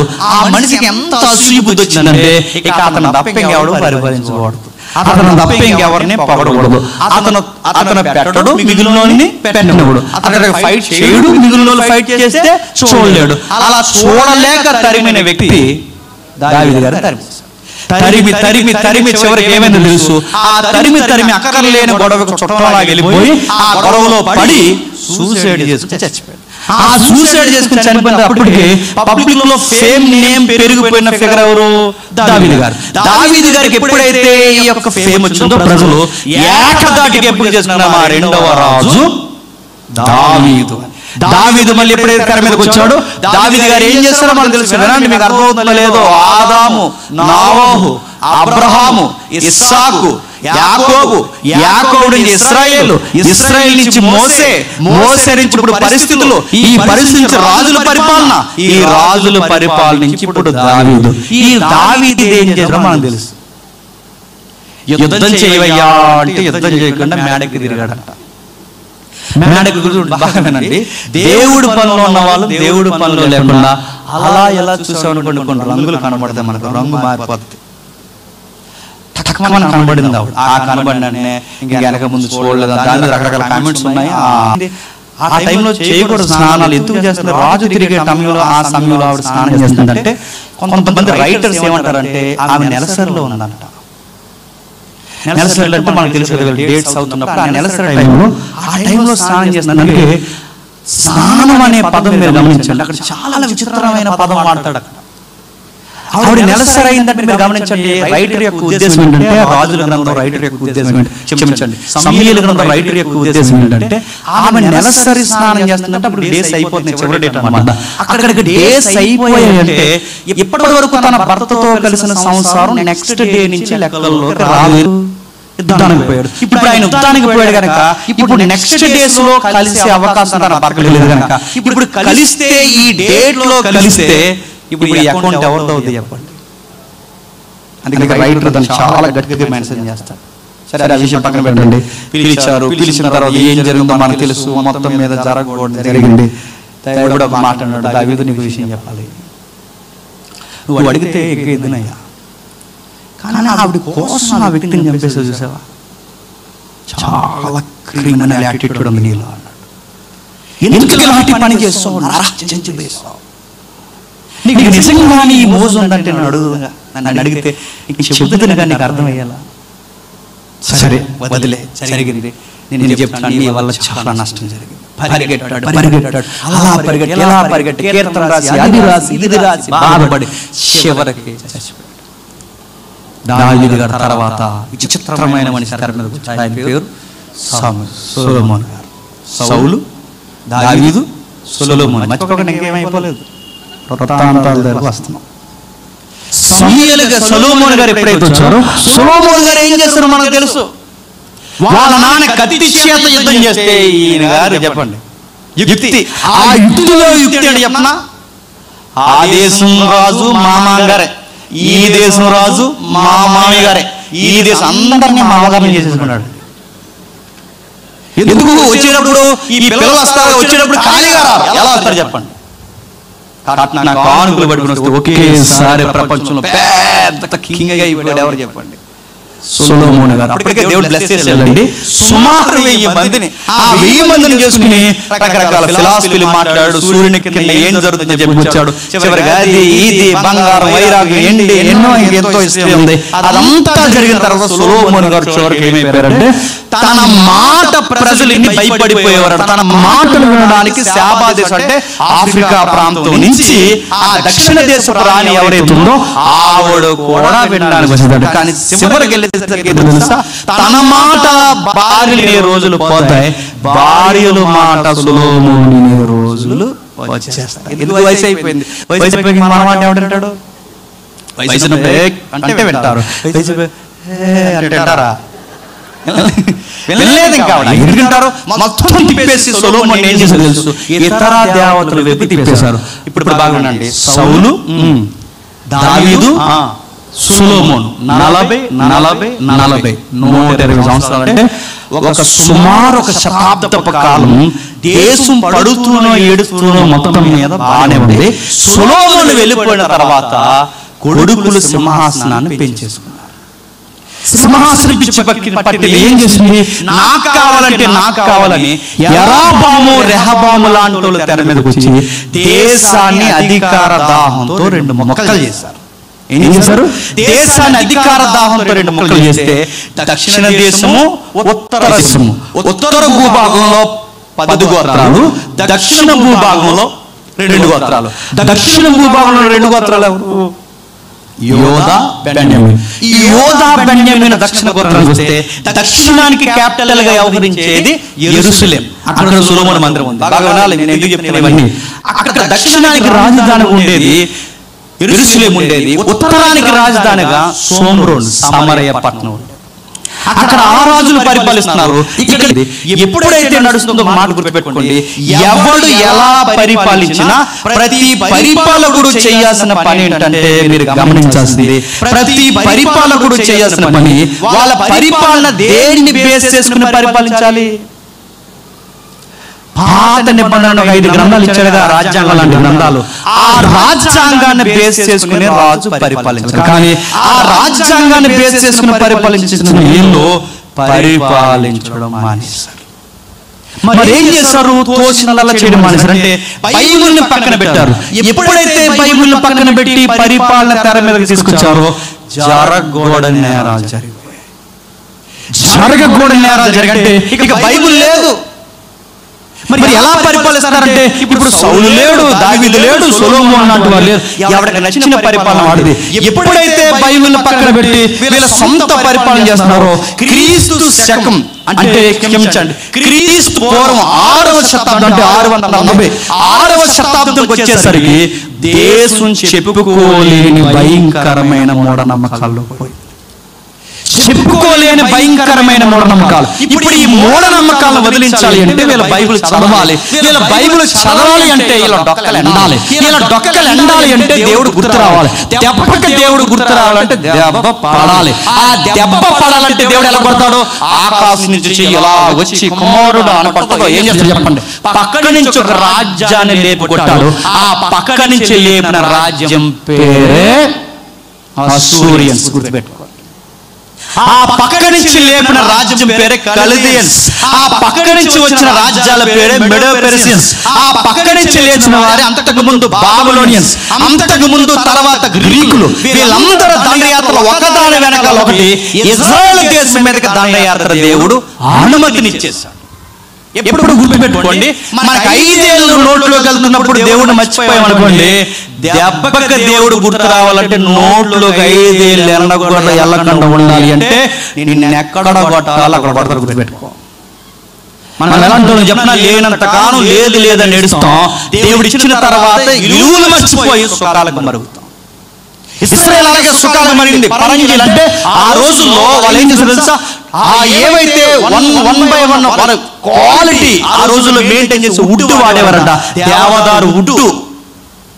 ఆ రోజుల్లో దేవదారు ఉడ్డే కాదు, ఏనుగు దంతలు ఎంత రిచ్గా అవసరం కట్టుకున్నారో. సరంబీలు వేసారంట. సరంబీలు అంటే ఈరోజు పియోగులు వేస్తున్నామా? ఆ రోజుల్లో సరంబీలు అంటే ఆ సరంబీకేసి ఉడ్డు కూడా దేవదారు మాను వాడేవారట. సరంబీలు వేసుకుని సుఖపడి ఏసీల కన్నా నెంబర్ 1 రూముల్లో కొనుక్కోవడం మొదలు. అంటే నేను సుఖపడడం తప్పని లేదు, మంచి వస్తువులు కొనుక్కోవడం తప్పని లేదు. కానీ దేవుడు ఇచ్చిన బ్లెస్సింగ్ బట్టి ఆ బ్లెస్సింగ్స్ లో సుఖపడి దేవుడిని మర్చిపోతాం చూసారా, అది మహా శాపం. గుర్తుపెట్టుకోండి. ఇశ్రాయేలు అదే చేశారు, మర్చిపోయారు. మర్చిపోతే ఏమైంది? బైబిల్ చదవడం మానేశారు. బైబిల్ చదవడం మానేస్తే ఏమవుతుంది? దేశంలోనికి చెప్పుకోలేని భయంకరమైన విషయాలు తెర మీదకి వచ్చేసాయి. ఈ రోజుల్లో కూడా చేసే భయంకరమైన పని ఏంటో తెలుసా? బైబిల్ చదవడం మానేశారు.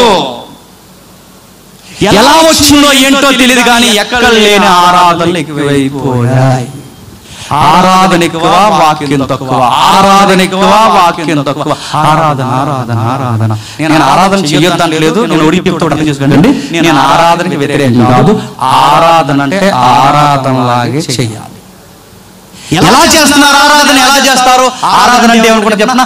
ఆరాధన ఆరాధన ఆరాధన ఆరాధన అనుకుంటున్నారు. అది ఆరాధన ఏంటి? నీ బొందా? ఆరాధన అంటే ఆరాధన ఆరాధన అంటే ఎలా ఉందో తెలుసా?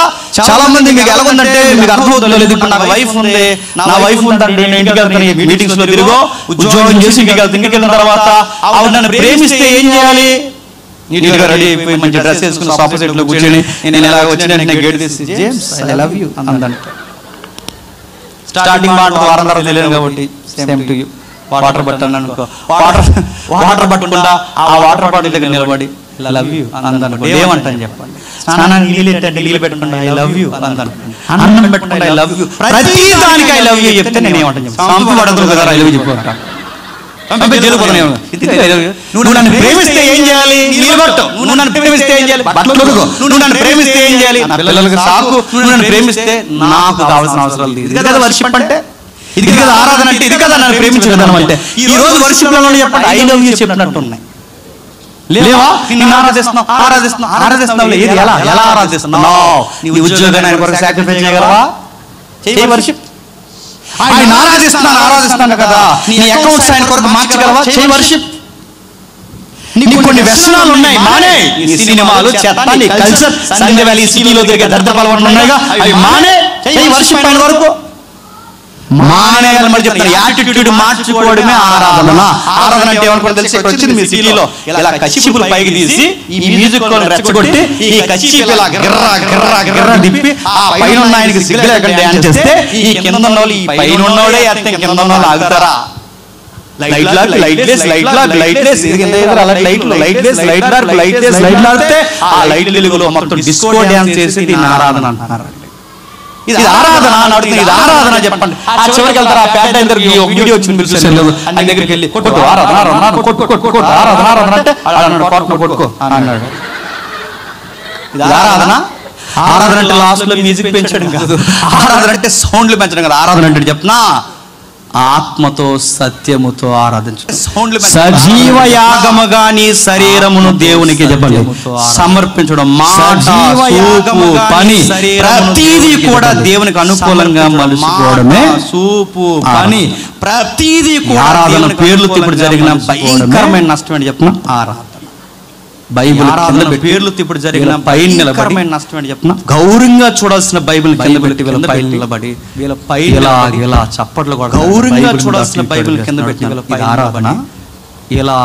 దేవుని వాక్యాన్ని మీరు ఎక్కడ పడితే అక్కడ పడేసి ఆ కుర్చీల్లో అక్కడెక్కడ పడేసి మేము ఆరాధన చేస్తాం. దేవుడు అంటాడు కుర్చీల్లో అక్కడెక్కడ పడేసి మేము ఆరాధన. నీకు ఓల్డ్ లేకుండా, నీకు వాక్యం లేకుండా, నువ్వు దేవుని యొక్క శాసనాన్ని గౌరవించకుండా నిన్ను ఎవడ చేయమన్నాడు? వాక్యం లేకుండా నువ్వు ఎవరు చేయమని వాక్యం గౌరవించకుండా నిన్ను ఎవడంటున్నారు? ఆరాధన చేశారట 20 నిమిషాలు వాక్యం ఎవరు చేయమంటే అంత డ్రైనేజీలకు పంట మీరు అందరూ కంటున్నారు. ఆరాధన ఏంటి? ఆరాధన చెయ్యండి. ఆరాధన ఉండాలి, అన్నిటికన్నా ముఖ్యంగా వాక్యం ఉండాలి. వాక్యమే ప్రథమ స్థానం అని చెప్తున్నాను. వాక్యమే ప్రథమ స్థానం. వాక్యం లేకపోతే ఏమవుతుందో చరిత్ర చదువు. ఏమవుతుందో ఆ రాజుల చరిత్ర చదువు. నీ కళ్ళు లేకపోతే ఏమైంది? పనికి మన ఆరాధన మొదలుపెట్టారు. ఆరాధన ముసుగులో పడి దేవుణ్ణి ఆరాధించిన వారు సిరియా దేవతల ఆరాధనలో పోయారు. ముసుగులో పడి ఆరాధన పేరుతో దేవుణ్ణి ఆరాధించవలసిన వారు బయలు ఆరాధనకు పోయారు. ఆరాధనలో పోయారు. కెమోస్ దేవత ఉంది, ఆ కెమోస్ ఆరాధనలో పోయారు. అరే ఈ దేవతల ఆరాధనలోకి ఎలా పోయారంటే ఆరాధన పిచ్చితో పోయారు. అరే ఈ ధనికి మన ఆరాధన పిచ్చితో పోయారు. ఆ పోయి ఆరాధనలు ఎవరిని ఆరాధిస్తున్నారు మీరు చూడండి. బయలు వచ్చింది తెర మీదకి. బయలు పిచ్చితో పోయారు. ఆ బయలు ఎవరిని ఆరాధిస్తున్నారు మీరు చూడండి. బయలు అంటే మూల పదంలో ప్రభు లార్డ్ అని ఉంటుంది. బయలు ఎవరు? నిజానికి ప్రభు ఎవరు? సైన్యములకు అధిపతి యెహోవా. కానీ దేవుడికి వ్యతిరేకంగా ప్రభు వచ్చాడు. బయలు ఆరాధన. బయలు ఆరాధన అంటే ఏంటో తెలుసా? నరులను ఘోరంగా రక్తం ఒలిగిపోయేలా రక్తాన్ని కార్చుకుని నాట్యం చేస్తారు. ఆరాధన రక్తాన్ని ఎక్కడ జరిగిందో మీరు ఇంటికి వెళ్తారు చరిత్ర చదవండి. ఆ ఏలియాకి వాళ్ళకి బహిరంగ డిబేట్ జరుగుతుంది. మీరు ఇంటికి వెళ్తారు చదవండి. ఆ బహిరంగ డిబేట్ జరుగుతున్నప్పుడు ఏలి అంటాడు ఉంటే యెహోవా వైపు ఉండండి, లేదా చదవండి బయలు వైపుకు పండి. యెజబెలు సల్పన సంగతులు మీరు వినొద్దు. యెజబెలు చేతగాని సంగతులు అని బయలు వైపుకు పండి. యెజబెలు ఎవరు? ఆహాబు భార్య. మీరు వినొద్దు. ఈవిడెవరు? ఈవిడ ఇశ్రాయేలు రారు కాదు. మరి ఈవిడెవరు? ఈవిడెవరంటే తూరు సీదోను ప్రాంతం, ఈ మధ్యధరా సముద్రం ఉందగా మరి ఆ తూరు ఆ మధ్యధరా సముద్రం ఏదైతే ఉందో ఆ మధ్యధరా సముద్రానికి తీర ప్రాంతాలు ఉన్నాయి, తీర దేశాలు. ఆ తీర దేశాలుగా జంట దేశాల రాజే తూరు రాజు. ఆ తూరు రాజు కూతురే తీర దేశాలుగా జంట దేశాల రాజే తూరు రాజు. అవి తీర ప్రాంతాలు కనుక తీర ప్రాంతంలో వాళ్ళు ఆరాధించే దేవుడు ఎవరంటే సముద్రం దగ్గర ఉదయకాలం వేళ సముద్రం గర్భం నుంచి వస్తుంది. ఒకటి చెప్పాలి, ఆరాధించే దేవుడు సూర్యుడిని బయలు అంటారు, సూర్యుడిని ప్రభు అంటారు, సూర్యునికి రూపాన్ని ఇచ్చారు. ఆ సూర్య దేవుని సూర్యుడిని ప్రభు అంటారు, సూర్యుడికి రూపాన్ని ఇచ్చారు. ఆ సూర్య దేవుని ఆరాధనే చాలా మంది స్లిమ్ అవడానికి యోగా చేశారు. బయట కూడా చెప్పలేదు, మీ కూడా ఎందుకంటే నువ్వు స్లిమ్ అవ్వాలంటే రైస్ తగ్గించు. నేను బయట కూడా నువ్వు స్లిమ్ అవ్వాలంటే 10 km రన్నింగ్, నువ్వు ఇంకా స్లిమ్ అవ్వాలంటే జిమ్ చేయి, నువ్వు స్లిమ్ ఇంకా స్లిమ్ అవ్వాలంటే కొన్ని మెథడ్స్ ఉన్నాయి, ఇంకా స్లిమ్ శ్వాస మీద ధ్యాసించి నువ్వు ఇంకా నమస్కారం చేస్తానంటే సూర్య నమస్కారాల మూలాలు ఏంటో తెలుసా? బయలా నమస్కారం చేస్తానంటే సూర్య నమస్కారాల బయట వాళ్ళు చేసుకుంటే వాళ్ళ నమ్మకాలు, క్రైస్తవులు యోగా చేయకూడదు. బయట వాళ్ళు చేసుకుంటే వాళ్ళ నమ్మకాలు, దాంట్లో 12 మెథడ్స్ ఉంటాయి, దాంట్లో ఎక్స్ట్రీమ్ ఉంది, వాటి జోలికి పోకూడదు. ఇలాంటి వర్షిప్ మళ్ళీ తెర మీదకి వాటి జోలికి పోకూడదు. ఇలాంటి వర్షిప్ మళ్ళీ దక్షిణ భూభాగంలో యెరూషలేము మందిరం ఉంటే, ఉత్తర భూభాగంలో సోమరోన్లో దక్షిణ భూభాగంలో మందిరం ఉంటే బయలు దేవుడికి మందిరం సోమరోన్లో రండి అందరం కలిసి ఏ మందిరం ఆ భయంకరమైన ఆరాధన చేస్తుంది. ఆరాధనలో ఏం చేస్తారు? ఏలియా టైం మనకు తెలుసు. అదే టైంలో ఏలియా ఏం చేస్తాడు? ఆరాధన చేస్తుంది. ఏలియా ఏమన్నాడంటే మీ దేవుడు మా దేవుడు నిజమో తెలుసుకోవాలంటే మనం చేసిన ప్రార్థనకి ఏ దేవుడైతే జవాబిస్తాడో ఆ జవాబిచ్చిన వాడే నిజమైన దేవుడు. మీ దేవుడు జవాబిస్తే మీ దేవుడు నిజం, మా దేవుడు జవాబిస్తే మా దేవుడు నిజమైన దేవుడు. ఇప్పుడే బహిరంగ డిబేట్ పెడతాం రండి. ఆ డిబేట్ పెడితే మా దేవుడు జవాబిస్తే ఆ రౌండ్ లో వాగేస్తున్నారు. రా దేవుడా రా దేవుడా రా దేవుడా అంటే వస్తాడు. ఆ రౌండ్ లో వాగేస్తున్నారు. రా దేవుడా రా దేవుడు అంటాడు, రాడు లేడు, రాడు రా రా అన్నారు, రాలేదు. రా దేవుడా రా దేవుడు అంటాడు, లేసి అన్నాడు, లేడు రాడు. రా రా అన్నారు, రాలేదు. లోపల లేసి అన్నాడు.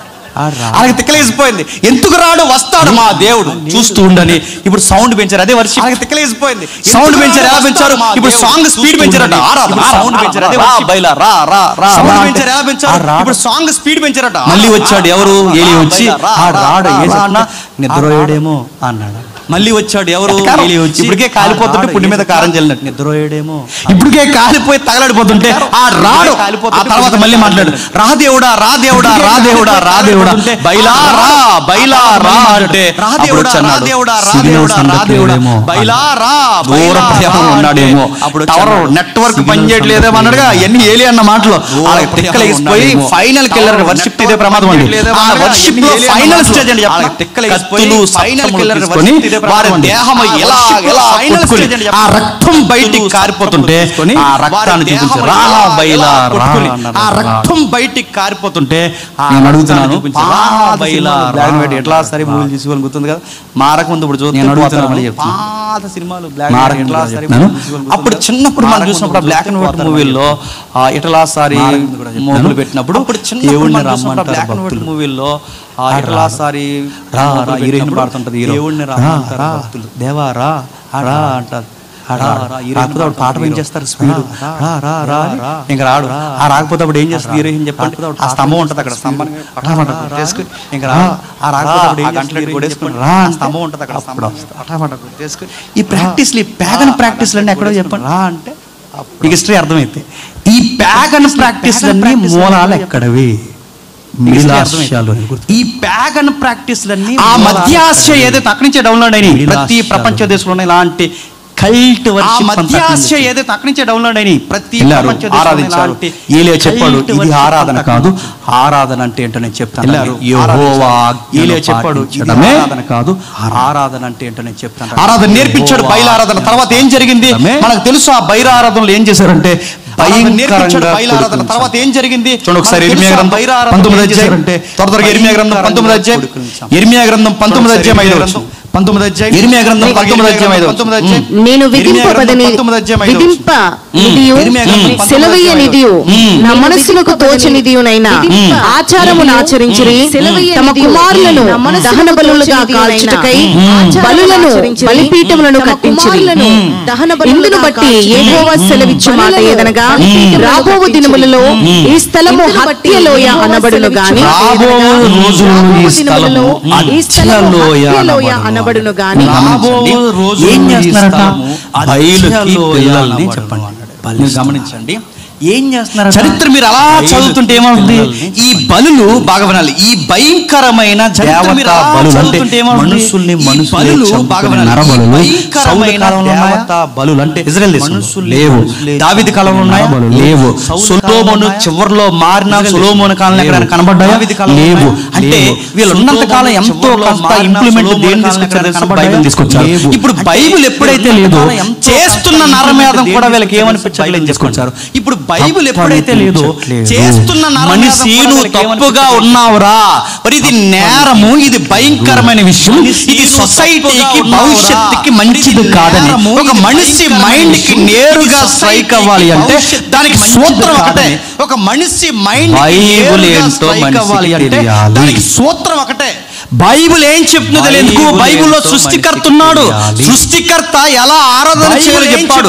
సృష్టికర్త మనుషులకి విలువలు ఏవసరమో చెప్పాడు. ఇది ఈ విలువలు చెప్పకపోతే, బైబిల్ ఇప్పుడు చెప్పకపోతే చేస్తున్నవే మంచి అనుకుంటారు. ఈ విలువలు చెప్పకపోతే బైబిల్ ఇప్పుడు చెప్పకపోతే వచ్చారు చేస్తున్నవే తీశారు, మతం పేరు అడిగారు, నీ పేరేంటని అడిగారు, ఫటాఫట్ తుపాకీలు తీశారు, మతం పేరు అడిగారు, ఎందుకు అలా చంపేశారు, ఎందుకు అలా చంపేశారు? వాళ్ళ దేవుడిని అలాగ అర్థం చేసుకుంటున్నారు. ఎందుకు అలా చంపేశారు? దేవుడు అనే ఇష్టం అందరికి ఉంటుందండి, ప్రతి వ్యక్తికి ఉంటుంది. దేవుడు అనే ఆరాధన ప్రతి వ్యక్తికి ఉంటుంది. కానీ ఆరాధించాలనుకున్న దేవుడు రైట్ దేవుడు కాదనుకోండి, చేసే పనులు ఆరాధించాలనుకున్న దేవుడు రైట్ దేవుడు కాదనుకోండి, చేసే అదే జరుగుతుంది. అందరికీ దేవుడి పిచ్చే, అందరికీ నిశ్చత్వం పిచ్చే, అందరికీ దేవుడు కావాలి, అందరికీ ఏదో రిలీజన్ ఉంది. కానీ ఆ దేవుడు అనే ఆ వ్యక్తి, ఆ దేవుడు అనే ఆ వ్యక్తిత్వం కలిగిన వాడు ఏం చెప్పాడనో మనం పాటించకపోతే వ్యక్తి, ఆ దేవుడు అనే ఆ వ్యక్తిత్వం కలిగిన వాడు ఏం చెప్పాడుతున్నారట, నరమేధం చేస్తారట. ఇంకెవరు వచ్చారు? కెమోస్ దేవుడు వచ్చాడు. కెమోస్ అంటే ఎవరు? కెమోస్ అంటే మీరు ఎస్టీ తిరగేయండి. కెమోస్ అంటే ఎవరంటే ఎవరు వచ్చారు? కెమోస్ దేవుడు వచ్చాడు. కెమోస్ అంటే ఎవరు? కెమోస్ అంటే మీరు ఎస్టీ తిరగేయండి. నల్లని దేవుడు అంటే ఎవరు? రంగరావు లెసన్ ఆడిది నల్లని దేవుడు అని. నల్లని దేవుడు నడుతున్నా. నల్లని దేవుడు అంటే మన మైథాలజీలో నల్లని దేవుడు నడుతున్నా. నల్లని దేవుడు అంటే మన మైథాలజీలో యాంటీ ఒక స్పిరిట్ పనిచేస్తుంటారు చూసారా?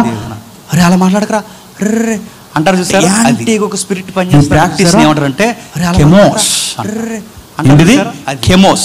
ఈ కెమోస్ ను కూడా ఏం చేస్తారు? మీరు ఇర్మియా గ్రంథం ఇంటికి వెళ్తారు చదవండి, అక్కడ కూడా కెమోస్. ఈ కెమోస్ ను కూడా రాజుల రెండవ గ్రంథం 3వ అధ్యాయం, రాజుల రెండవ గ్రంథం 3వ అధ్యాయం, రాజుల రెండవ గ్రంథం 3వ అధ్యాయం 26వ వచనం నుంచి, రాజుల రెండవ గ్రంథం 3వ అధ్యాయం 26వ వచనం, రెండవ గ్రంథం 3వ అధ్యాయం. మోయాబు రాజు యుద్ధము బహు కఠినముగా జరుగుట చూసి కత్తిదూయు 700 మందిని ఏర్పరచుకొని ఏదోము రాజునొద్దకు తీసుకుని పోవుటకు యత్నించును గాని అది వారి వల్ల కాకపోయెను. అప్పుడతడు తనకు మారుగా ఏలవలసిన తన జ్యేష్ఠ కుమారుని తీసుకుని పట్టణపు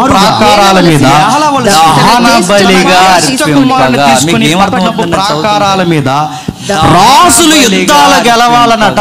రాజులు యుద్ధాలు గెలవాలనట.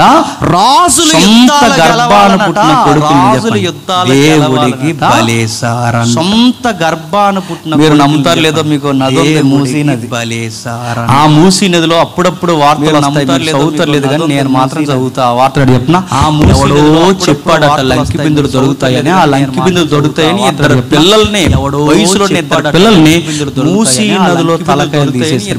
పిల్లల్ని వయసులో 2 పిల్లలు. మూఢనమ్మకాలకి ఏం జరుగుతుందంటే మనుషుని చంపుతారు. దేవుడు అంటే అర్థం కాకపోతే ఏమవుద్ది, నరబలి చేస్తారు. అంటే రాజే సొంత కొడుకుని చెబుతున్నారు. ఇలాంటి దేవతలు మిల్కోము దేవుడు వచ్చారు, కెమోస్ దేవుడు వచ్చారు, అస్తారోత్ వచ్చారు. వీళ్ళందరూ ఎవరు? హేయమైన దేవుడు అంటారు.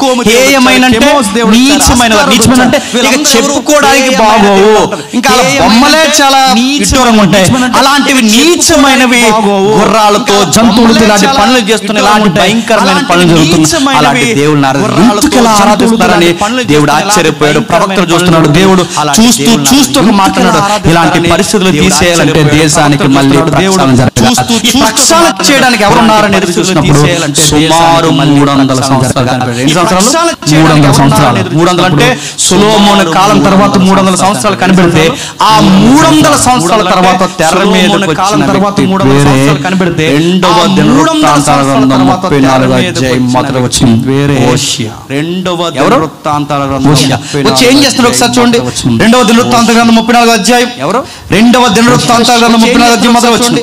యోషియా ఏలన ఆరంభించినప్పుడు 8 ఏళ్ల వాడై యెరూషలేములో ఎన్ని సంవత్సరాలు కండి? 8 ఏళ్ల వాడే. ఈయన ఏలన ఆరంభించడానికి ఈయన ముందే వస్తాడని ఎప్పుడు చెప్పాడు తెలుసా ప్రవచనం? 300 సంవత్సరాల ముందు. అంటే ఇక్కడ నుంచి ముందు చెప్పాడు అన్నమాట. అంటే ఈ వృత్తాంతాల గ్రంథానికి ముందు, ఈ వృత్తాంతాల గ్రంథానికి ముందు ఎక్కడ చెప్పాడు? మొదటి రాజుల గ్రంథం 13వ అధ్యాయం. ఇప్పుడు ఇంటికి వెళ్తారు చదవండి. మొదటి రాజుల గ్రంథం 13వ అధ్యాయానికి, రెండవ రాజులు రెండవ వృత్తాంతాలు 34వ అధ్యాయానికి మధ్యలో ఉన్న కాలం ఎంత తెలుసా? రెండవ రాజులు రెండవ వృత్తాంతాలు 34 సంవత్సరాలు, 300 సంవత్సరాలు. ఈ 300 సంవత్సరాలు ఒక వ్యక్తి వరకు దేవుడు ఎదురు చూశాడు. ఎందుకు? ఈ భయంకరమైన ఆరాధనలో నరబలులు, ఈ దరిద్రమంతా వదిలిపోవాలంటే ఈ ఒక్కడ వల్ల జరుగుతుంది.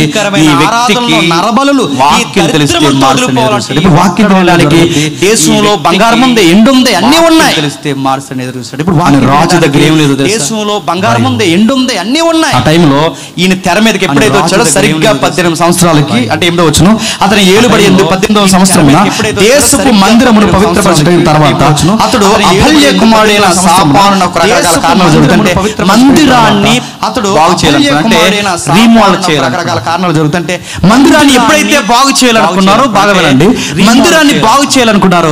ఎప్పటి నుంచి వచ్చింది అమల్లో? అప్పటికే 190 సంవత్సరాల నుంచి ఖజానా ఒకటి నిల్వ చేస్తారు. ఎందుకు ఖజానా? దేశంలో సొలొమోను మందిరం ఉండగా ఆ మందిరాన్ని ఇలా తుఫాన్ల వలన భయంకరమైన భూకంపాలు ఏమైనా వచ్చినప్పుడు అక్కడక్కడ పగుళ్ళు ఏర్పడితే ఖజానా దాశారనమాట. దేవాలయం పన్ను కింద ఆ పన్ను తీసి దేవాలయానికి మరమ్మతులు చేయించాలి.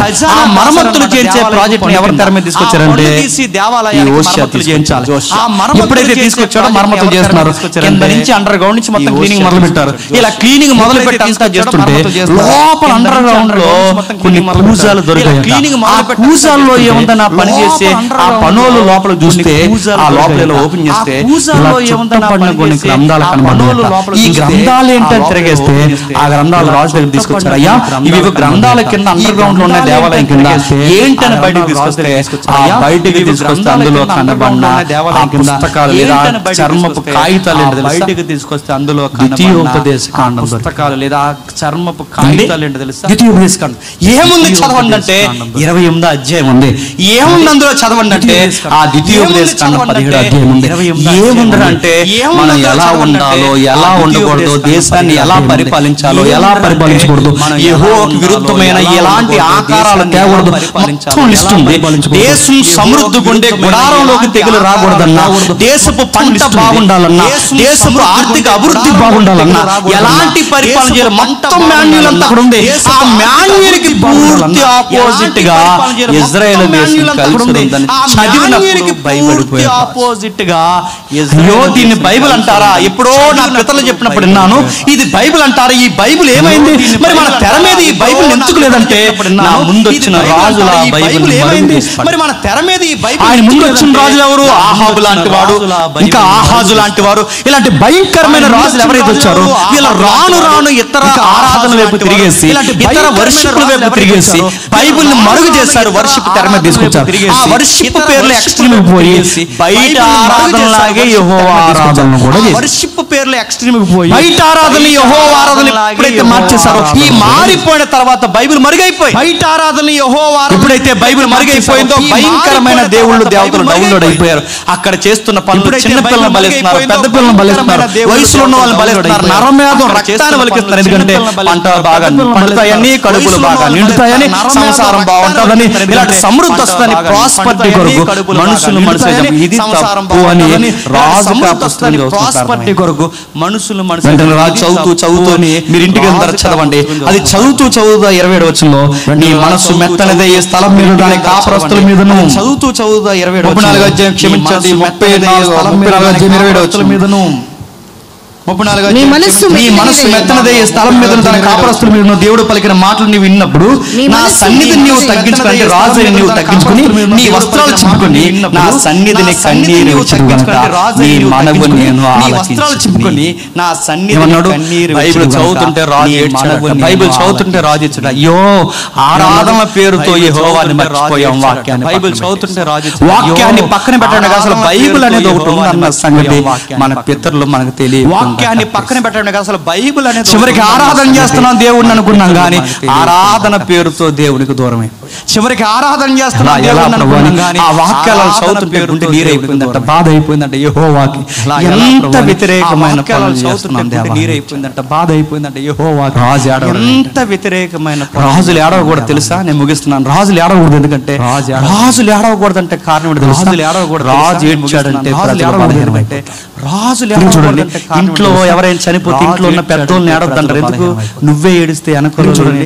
ఇంట్లో ఎవరైనా చనిపోతే రాజు ఏడవకూడదు. మీరు చూడండి, రాజులు ఏడవకూడదు. అందుకే హిజ్కియాకి రోగం వచ్చింది అన్నప్పుడు హిజ్కియా ప్రజల వైపుకు ముఖం పెట్టకుండా గోడ వైపు ఏడ్చాడట. ఎందుకు ఏడ్చాడు? గోడ వైపు ముఖం ఎందుకు తిప్పేడ్చాడు?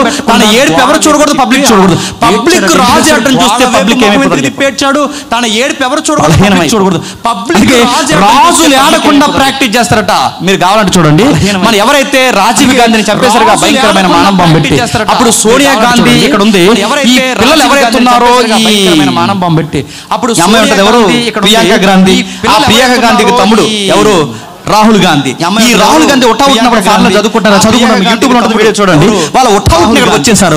వచ్చేసి వెంటనే రాహుల్ గాంధీ ఏడుస్తున్నాడు వాళ్ళ నాన్నగారిని చూసి. ఏడుస్తున్నప్పుడు ఈ ఎవరైతే ప్రియాంక గాంధీ ఏమో తెలుసా? బ్రదర్ బ్రదర్ బ్రదర్ నాన్నగారిని చూసి ఏడుస్తున్నప్పుడు ఎందుకంటే తెలుసా? నెహ్రూ కుటుంబీకులు ఏడవడం భారతీయ ప్రజలు చూడకూడదు. ఎందుకంటే నెహ్రూ కుటుంబీకులు రాజులకుండే పెద్దలకుండే ఇది సూత్రం బాగానే ఉంది, కానీ రాజు ఏడవకుండా. ఎందుకంటే వాక్యము అర్థమైతే ఎవడైనా ఉంది, కానీ రాజు ఏడవకుండా ఉండలేకపోతే. ఎందుకంటే ఏమైంది? ఎవడైనా ఏడుస్తాడు. ఏడ్చారు. ఎంత ఏడ్చారంటే, దేవా ఇప్పుడు నన్ను ఏం చేయమంటావంటే అంతే. ఏం చేయమంటావేంటి?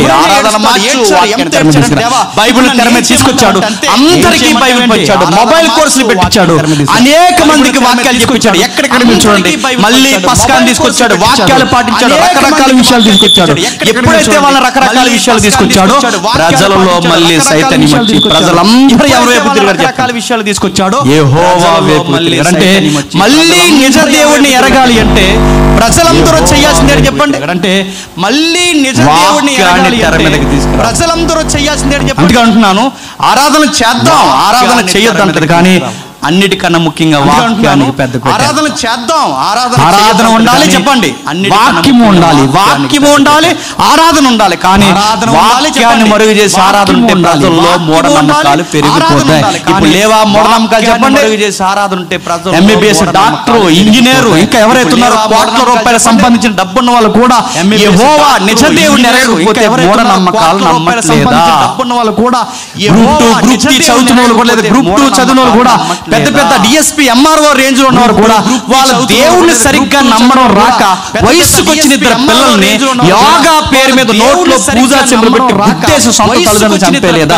ఇలాంటివి చదువుకున్న వాళ్ళు కూడా ఎందుకు చేస్తారు చెప్పండి? ఇది చెప్పండి. సొసైటీ చదువుకున్న వాళ్ళు కూడా ఎక్కడ అవకాశం దొరికితే అక్కడ మనం ఏం వివరించాలి చెప్పండి? ఈ వాక్యాన్ని వివరించాలి.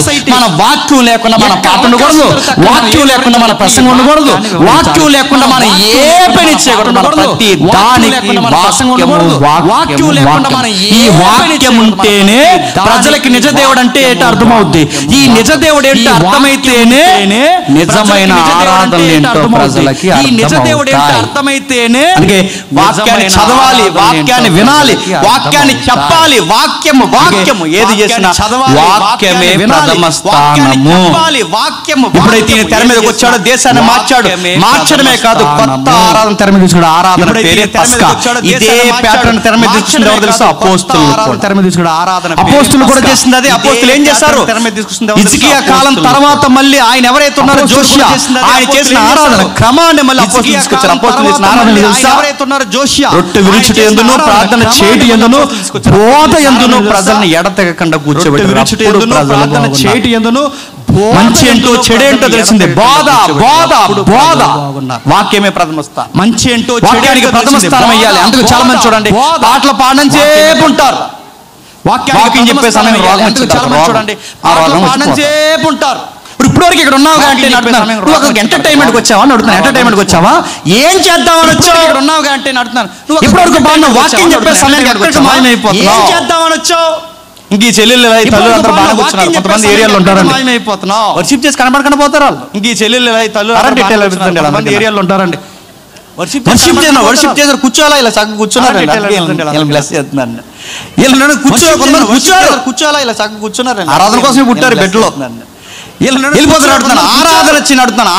ఆరాధన వ్యతిరేకంగా మళ్ళీ చెప్తాను. ఆరాధన చేద్దాం ఆత్మతోను సత్యముతోను అర్థవంతంగా. వాక్య సంబంధం రాత్రి మంచి పాట రాశారు. అలాంటి వాక్య సంబంధమైన పాటలతో ఆరాధన చేద్దాం. వాక్య సంబంధం రాత్రి అపోస్తులు చేశారు. ఎప్పుడైతే అపోస్తులు ఆ ప్రార్థన చేశారో పౌలు కాలంకి వచ్చేసరికి మళ్ళీ ప్రక్షాళన స్టార్ట్ చేశారు. అపోస్తులు చేశారు. పౌలు కాలంలో స్టార్ట్ అయిన ప్రక్షాళన తెలుసా? పౌలు అర్తిమీదేవి ఆరాధన పగలగొట్టి పౌలు కాలంలో స్టార్ట్ అయిన ప్రక్షాళన అర్తిమీదేవి ఆరాధన. అర్తిమీదేవి ఆరాధన తెలుసు మనకి. అక్కడ బలులే, అక్కడ నరమేధమే, మళ్ళీ అక్కడ సత్యం చెప్పాడు.